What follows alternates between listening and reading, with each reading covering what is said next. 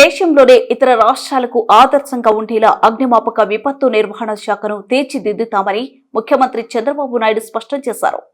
విపత్తుల సమయంలో పొరుగు రాష్ట్రాలకు సహాయం చేసిన చరిత్ర ఏపీకి ఉందని గుర్తు చేశారు.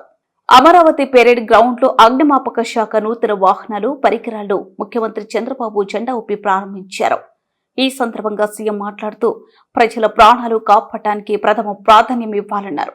అమరావతి రాజధానితో పాటు ఇప్పుడు ప్రధాన నగరాల్లో హైరైజ్డ్ బిల్డింగ్లు నిర్మాణం అవుతున్నాయని, వాటికి అనుగుణంగా అగ్నిమాపక శాఖ అన్ని విధాల ఆధునిక పరికరాలు సమకూర్చుకోవాలని సీఎం సూచించారు.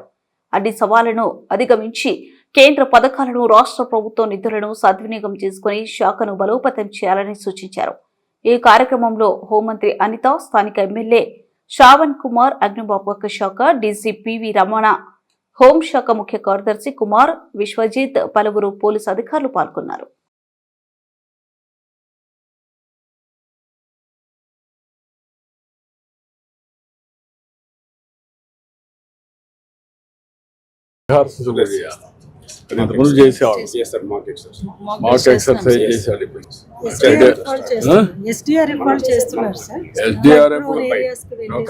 ఎస్డిఆర్ఎఫ్ మీరు అందరూ కంబైన్డ్ గా చేయాలి.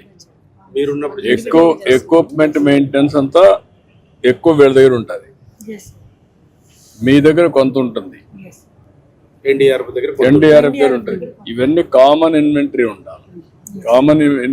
ఉండాలి. కొంచెం వర్కౌట్ చేయండి, గేరప్ చేసుకుని సిస్టమేటిక్. డ్రోన్స్ అంటే కంప్రెసర్స్ కూడా తీసుకుంటున్నాం సార్. డ్రోన్స్, రోబోటిక్ ఎక్విప్మెంట్ కూడా ఎక్కువ తీసుకుంటున్నాం సార్. అవి ఎంతవరకు వచ్చాయి? ఇప్పుడు డ్రోన్స్ వచ్చినప్పుడు ఎంత ఎఫెక్టివ్ గా పనిచేస్తున్నాయి.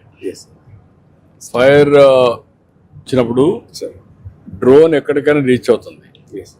ఇప్పుడు ఎంతవరకు దాన్ని ఉపయోగించగలుగుతున్నారు సార్? ఒకటి మనం డ్రోన్ సబ్మిట్ అయిన తర్వాత సార్, ఒకటి మనం రామకృష్ణ వెనిజులాలో ప్రయోగం చేసాం సార్.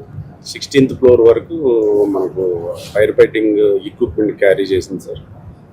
అవుట్ సైడ్ వరకు వెళ్ళగలుగుతుంది సార్. ఓన్లీ పిక్చర్స్ తీసుకెళ్ళగలుగుతుంది సార్. సీట్ ఆఫ్ ఫైర్ ఎక్కడ ఉంది, దాని ఇంటెన్సిటీ ఎంత ఉందని తీసి ఇవ్వగలుగుతుంది సార్. మీకు ఇంకా రాను సార్ దీనికి ఇప్పుడు మనం ఏం చేస్తాం, పెస్టిసైడ్స్ ఉంది. ఎస్